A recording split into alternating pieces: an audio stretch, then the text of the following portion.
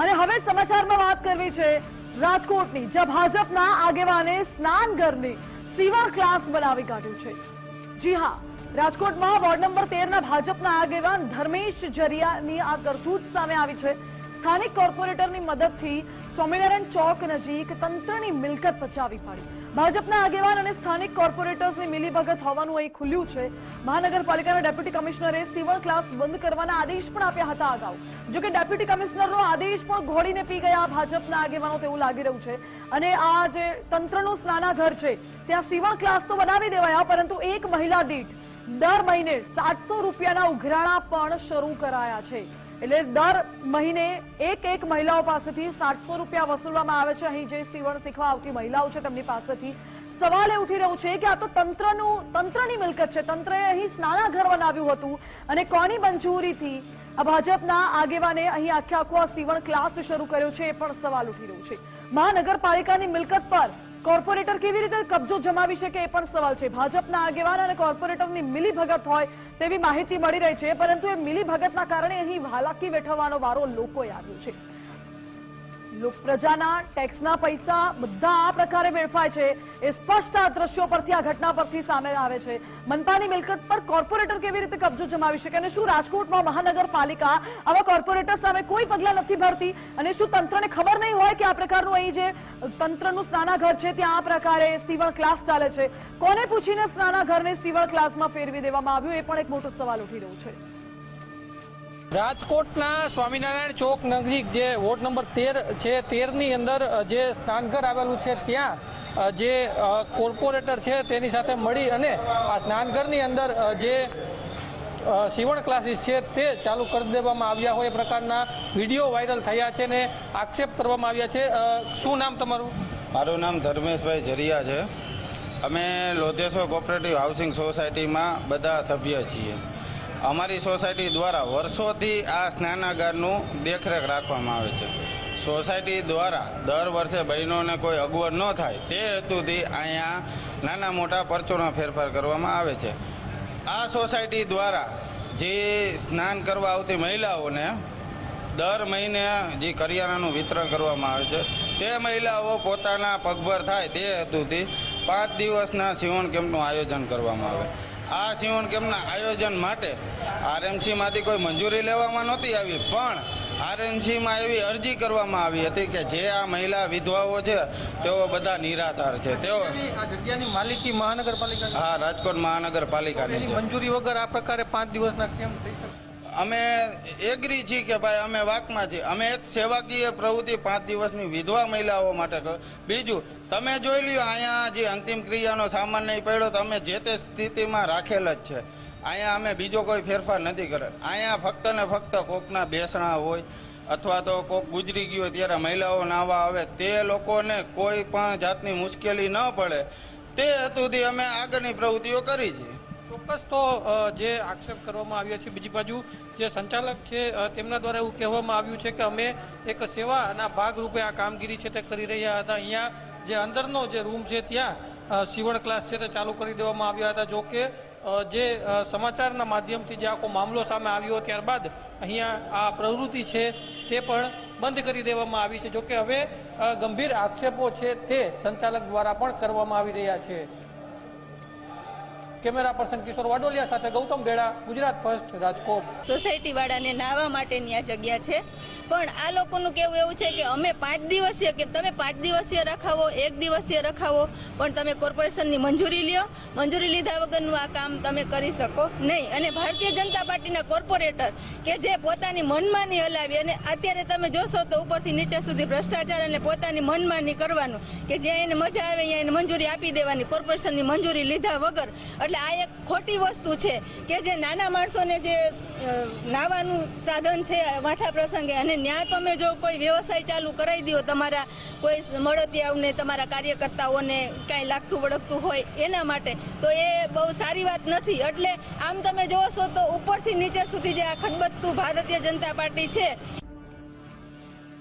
એટલે આ બાબતે આક્ષેપ પ્રતિ આક્ષેપની લડાઈ ચાલી રહી છે, પરંતુ રાજકોટમાં મહાનગરપાલિકાની જ્યારે સ્ટેન્ડિંગ કમિટીની બેઠક મળી હતી ત્યારે વોર્ડ નંબર 13માં સ્નાનાઘર અંગે ચર્ચા પણ કરવામાં આવી હતી.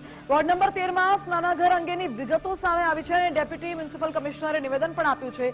તેમણે કહ્યું હતું કે અગાઉ પણ આ બંધ કરવાનો આદેશ આપ્યો હતો, છતાં ભાજપના શાસકો આદેશને ઘોડીને પી ગયા. પરંતુ બીજી બાજુ જોવા જઈએ તો આ પ્રોપર્ટી મહાનગરપાલિકાની છે, તે પાછી મેળવી પણ એટલી જરૂરી છે. જે તે વ્યક્તિ વિરુદ્ધ શિક્ષાત્મક પગલાં લેવાશે તેવું કહેવામાં આવી રહ્યું છે. મનપાની પ્રોપર્ટીમાં ગેરરીતિ નહીં ચલાવી લેવામાં આવે તેવું પણ કહેવાયું.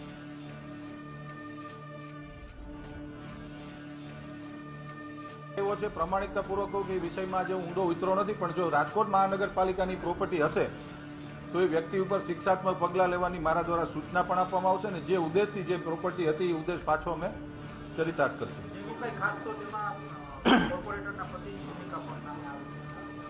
લખ્યું છે એ પણ મેં વાંચ્યું છે, પણ જ્યાં સુધી વાસ્તવિકતાનો સ્વીકાર ન થાય ત્યાં સુધી કોઈ એવું ન કહી શકું. એટલા માટે કે કોર્પોરેટરના પતિ છે, બીજા કોઈ છે એ મને ખ્યાલ નથી. મેં પહેલાં જ આપની પાસે સ્વીકારી લીધું છે કે વિષયમાં હું ઊંધો ઉતરો નથી, પરંતુ એક વસ્તુ આપના દ્વારા કહીશ કે મહાનગરપાલિકાની પ્રોપર્ટી છે તો એ મહાનગરપાલિકાની પ્રોપર્ટી અમે હસ્તગત કરી અને જે વ્યક્તિ ચલાવતા એની ઉપર શિક્ષાત્મક પગલાં લેવાની પણ હું ખાતરી આપું છું. તો આજ મુદ્દે રાજકોટથી મારી સાથે સંવાદદાતા રહીમ જોડાઈ ગયા છે. રહીમ, મહાનગરપાલિકાની પ્રોપર્ટી, મહાનગરપાલિકાનું સ્નાનાગર છે, ત્યાં સોસાયટીના રહીશો માટે બનાવવામાં આવે છે અને એક ભાજપના આગેવાન કોઈ કોર્પોરેટર સાથે મિલીભગત કરીને આ પ્રકારે આખી મિલકત પચાવી પાડે છે અને તંત્રને કોઈ જ ખબર પણ નથી. શા માટે આવું ચાલી રહ્યું છે? ચોક્કસપણે માનસી સૌથી મોટો સવાલ ઉત્પન્ન થઈ રહ્યો છે ભ્રષ્ટાચાર. આ ભ્રષ્ટાચાર એ એટલી બધી પરાકાષ્ઠાએ પહોંચ્યો છે કે ભાજપના આગેવાનો અને સ્થાનિક જે નેતાઓની મિલીભગતથી જે સ્નાનાગાર, આ સ્નાનાગાર એટલે શું છે?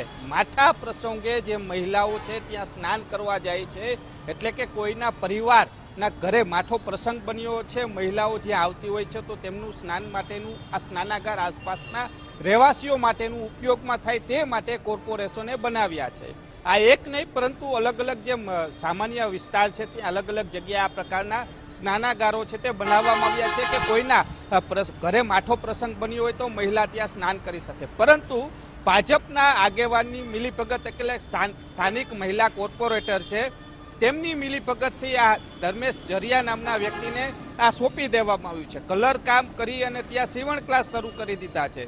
કોર્પોરેશનના કમિશનરને પણ ખબર હતી, ડેપ્યુટી કમિશનરને નોટિસો પણ આપી ખાલી કરવા માટે, પરંતુ તેની ઉપર ભાજપનો સિમ્બોલ લાગેલો હતો એટલા માટે આ ખાલી નતા કરતા કોર્પોરેટરોની ભલામણ પહોંચી જતી હતી.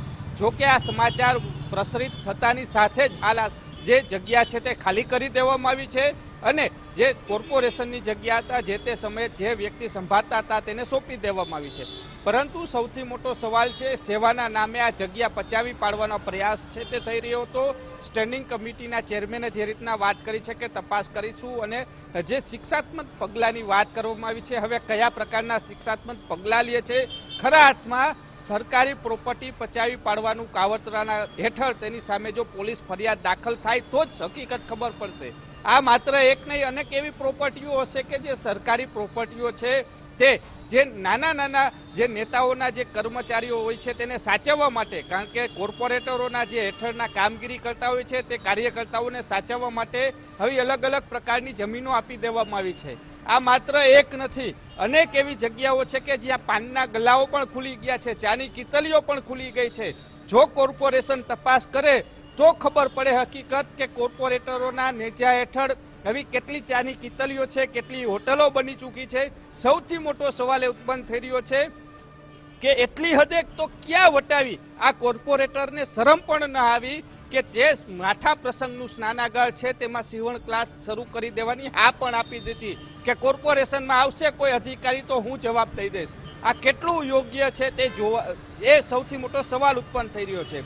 હવે તેની સામે કાર્યવાહી થશે કે નહીં તે સૌથી મોટો સવાલ છે, કારણ કે આ પહેલા કોર્પોરેટર નથી. સામા કાંઠેના કોર્પોરેટર છે, તેણે 100 જેટલી ઓયડીઓ બનાવી નાખી છે. એ કોર્પોરેટર ત્યાંથી દર મહિને 500 થી 700 રૂપિયા અને 1000 રૂપિયા ઉઘરાવી રહ્યા છે. કોર્પોરેટરને સસ્પેન્ડ કરી દેવામાં આવે છે, પરંતુ જે સરકારી જગ્યા છે તે ખાલી કરાવવામાં કોર્પોરેશન નાકામ રહ્યું છે. એટલે સૌથી મોટો સવાલ છે કે માત્ર વાતો થઈ રહી છે, ખરા અર્થમાં કાર્યવાહી નથી થતી.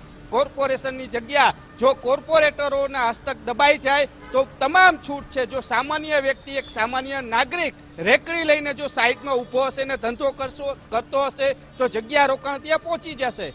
અરે ભાઈ, જ્યાં કરોડો રૂપિયાની જમીન કોર્પોરેટરે પચાવી પાડી છે ત્યાં કેમ નથી જતા? સ્નાનાગાર એટલે માઠા પ્રસંગનું સ્નાનાગાર દબાવી દીધું છે ને તપાસની વાતો થઈ રહી છે.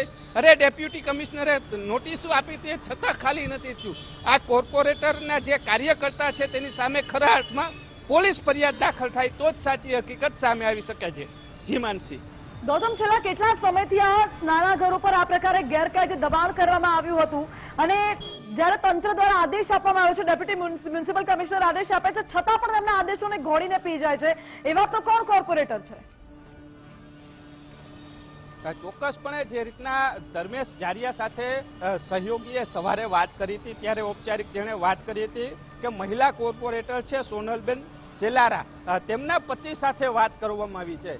કારણ કે કોર્પોરેટર ભલે મહિલા હોય છે પરંતુ એ વિસ્તારનો જે તમામ વહીવટ કે હડતા કરતા હોય છે તે તેમના પતિ સંભાળતા હોય છે. કારણ કે મહિલાઓની સીટ હોય છે એટલા માટે મહિલાઓને ઊભા તો રાખી દેવામાં આવે છે પરંતુ તમામ વહીવટ છે તેમના પતિઓ કરતા હોય છે. અને સ્પષ્ટપણે સવારે જે રીતના વિસ્તારમાં વાત થઈ કે તેમાં સોનલબેન સેલારા છે તેમના પતિ દ્વારા તેમને બારોબાર આ મંજૂરી છે તે આપી દેવામાં આવી હતી. હવે સવાલ એ છે કે એક મહિલા પાસેથી 700 રૂપિયા ઉઘરાવવામાં આવે છે.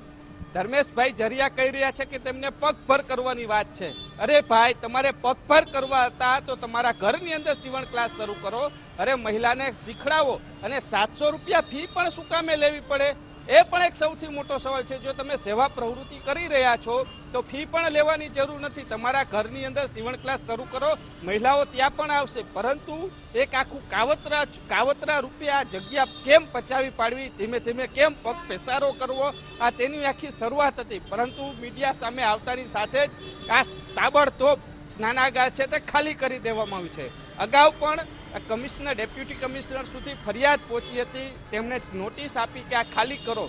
પરંતુ ત્યારે કોર્પોરેટરના 4 હાથ હતા સોનલબેનના પતિના, એટલા માટે થઈને આ ખાલી નથી થયું. એટલે અત્યારે જે રીતના મીડિયાને જાણ થતાં જ સવારે પહોંચ્યું અને ખબર પડી કે ભાઈ હવે તો આપણા પગ તળે નીચેથી જમીન સરકી રહી છે એટલે તાબડતોબ ખાલી કરી નાખ્યું. કેમ ભાઈ?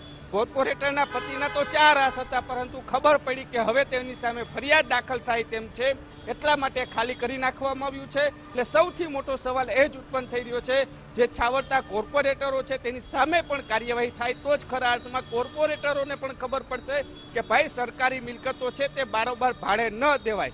તે પણ એક સૌથી મોટો સવાલ છે. માત્ર નામ થઈ રહ્યું છે કે તપાસ કરશું, કાર્યવાહી કરશું, અત્યાર સુધીના ઇતિહાસની અંદર એક પણ કાર્યવાહી છે તે થઈ નથી. એટલે સૌથી મોટો સવાલ એ જ ઉત્પન્ન થઈ રહ્યો છે કે રાજકોટ મહાનગરપાલિકા ધર્મેશ જરિયા અને જે કોર્પોરેટર દ્વારા પતિ દ્વારા જેમને મંજૂરી આપવામાં આવી છે શું તેના સામે કાર્યવાહી થશે? આ સૌથી મોટો પ્રશ્ન છે તે ઉભો થઈ રહ્યો છે. માનસી. જી રહીમ, આભાર આપનો. સવાલો અનેક ઉઠી રહ્યા છે કારણ કે આવા ભાજપના આગેવાન સામેલ છે તો શું આમાં કાર્યવાહી થશે કે દર વખતની જેમ આમાં પણ નાની માછલીઓને પકડીને મોટા મગરમચ્છોને છોડી દેવામાં આવશે એ સવાલ છે. બીજો આરોપ એવો પણ થઈ રહ્યો છે, દાવો કરવામાં આવ્યો છે કે મહિલા કોર્પોરેટરના પતિની આમાં સંડોવણી છે અને તેમને વહીવટ પાર પાડ્યો છે એટલા માટે આમાં કોઈ જ કાર્યવાહી કરવામાં નથી આવી. આ બાબતે અગાઉ ડેપ્યુટી મ્યુનિસિપલ કમિશનરે આદેશ પણ આપ્યા હતા, છતાં પણ આ ક્લાસ કેમ બંધ ન થયા એ પણ સવાલ ઉઠી રહ્યો છે. શું ભાજપના આગેવાન છે એટલે મનપાની મિલકત પચાવી લેવાની પરવાનગી તેમને મળી ગઈ છે? એ બધા જ સવાલ ઉઠી રહ્યા છે. જોકે આ બાબતે સ્ટેન્ડિંગ કમિટીમાં ચર્ચા થઈ હતી અને સ્ટેન્ડિંગ કમિટી ચેરમેને એવું કહ્યું છે કે કડક પગલાં પણ લેવામાં આવશે. આવું ચલાવી નહીં લેવામાં આવે, પરંતુ આ નહીં ચલાવી લેવામાં આવે કડક પગલાં ક્યારે ભરવામાં આવે છે વચ્ચેનું જે અંતર છે એ તંત્ર ક્યારે પાર પાડે છે એના ઉપર નજર રહેશે. આ સાથે જ સીધું સેટમાં અત્યારે બસ આટલું જ. વધુ સમાચાર માટે આપ જોતા રહો ગુજરાત ફર્સ્ટ.